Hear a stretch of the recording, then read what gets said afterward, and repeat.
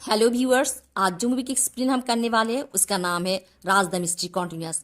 Movie की कहानी की शुरुआत में डेविड कूपर नाम के एक अमेरिकन बिजनेसमैन को दिखाया जाता है जिसकी एक केमिकल प्लांट है कालिंदी में। एक रात वो कालिंदी मंदिर आती है पुरोहित से देखा करने। वो आकर पुरोहित को बहुत ही भयंकर हालात में देखती है।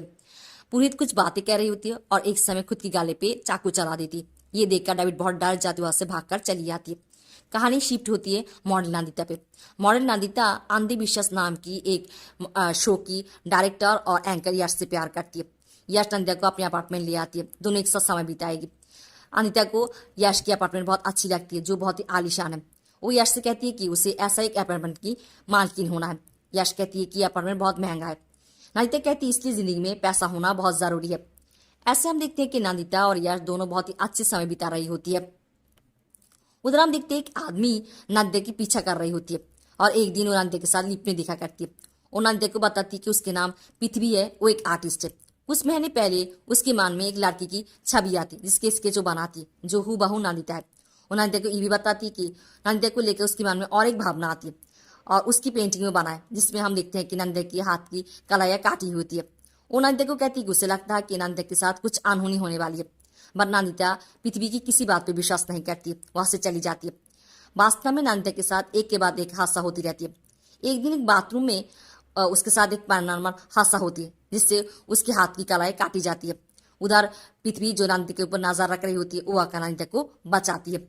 और एक दिन एक मॉडलिंग शो में नंदिता के साथ कुछ हो जाती है। वो जाकर वहां पर आई हुई गुरु जी के ऊपर अटैक करती है और उसे कहती है कि तुम अशुद्ध हो, सड़ चुके हो।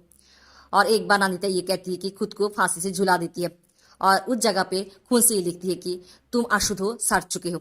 और इसकी पेंटिंग भी पृथ्वी ने आकी थी और पृथ्वी जाकर नंदिता को बचाती है। नंदिता के साथ जो कुछ भी हो रहा था, यश को लगता है कि ये सब कुछ नंदिता की मानसिक बीमारी है। ये पर नंदिता यश को समझाना चाहती है कि उसे लगता है कि कोई अशुभ शक्ति उसके पीछे पड़ रहा है, उसे मंदिर व पुरोहित के पास जाना पड़ेगा। यश को उसकी मदद करने के लिए कहती है।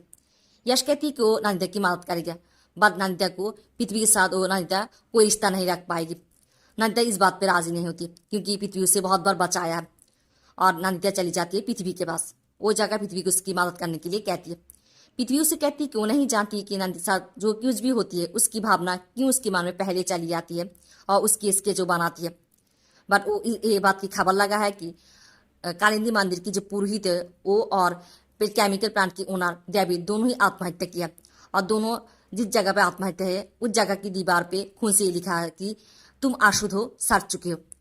नंदिता जब पोजेस्ट होती है वो भी इस बात को दोहराती है और पृथ्वी को लगता है कि उन्हें कालिंदी मंदिर जाना पड़ेगा और वो लोग कालिंदी चली जाती है। वहां जाकर उस पुरोहित की जो विधवा पत्नी होती है उससे दिखा करती है। और पुरोहित की जो विधवा पत्नी वो बताती है कि उसकी पति एक दुष्ट आदमी थी, लोगों के साथ अन्याय करती थी, उसके साथ जो कुछ भी हुआ है ठीक ही हुआ है।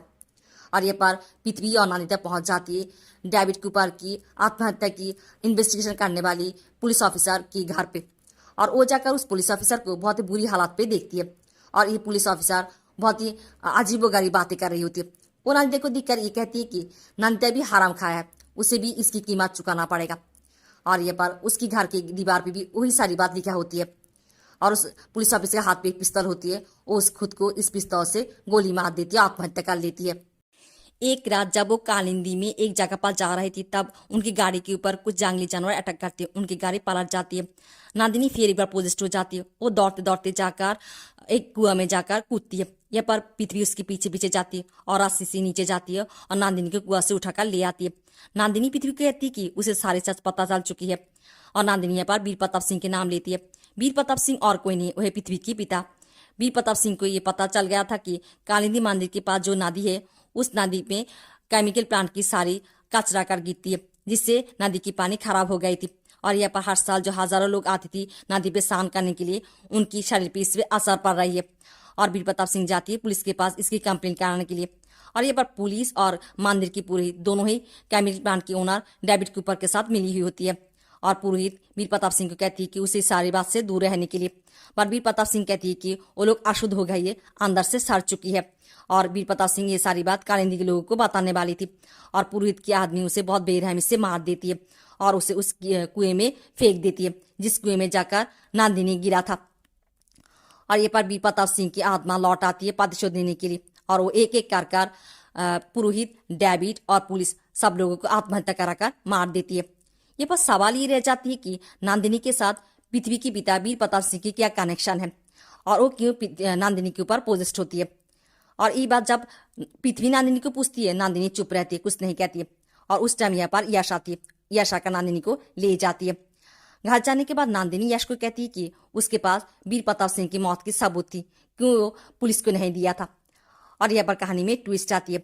नंदिनी को ये भी पता चल गया था, जो पृथ्वी को नहीं बताया है, कि वीर प्रताप सिंह को जब ये पता चलती है कि नदी की पानी खराब हो गई थी, ये खबर न्यूज़ करने के लिए यश को फ़ोन करती है और उसे कालिंदी बुलाती है। यश आकर कालिंदी में ये देख लेती है कि पुरोहित की आदमी बहुत बेरहमी से वीर प्रताप सिंह को मार रही है, जिसकी वीडियो कर लेती है वो। और बट वो वीर प्रताप सिंह को नहीं बचाती है। वो जाकर इस वीडियो को केमिकल प्लांट के ओनर डेविड कूपर के पास बेच देती है और बहुत सारी पैसा कमाती है। और ये पर नंदिनी कहती है कि ज़रूर यश के पास उस वीडियो की दूसरा कॉपी होगी। वो जाकर इस वीडियो को पुलिस के पास देने के लिए, बट यश यहाँ पर मना कर देती है। यश कहती है कि वो नंदिनी तो कहा था कि ज़िंदगी में पैसा कितना ज़रूरी है, इसलिए वो ज़िंदगी में पैसा कमाया है और वो अपने कैरियर खराब नहीं करना चाहती है।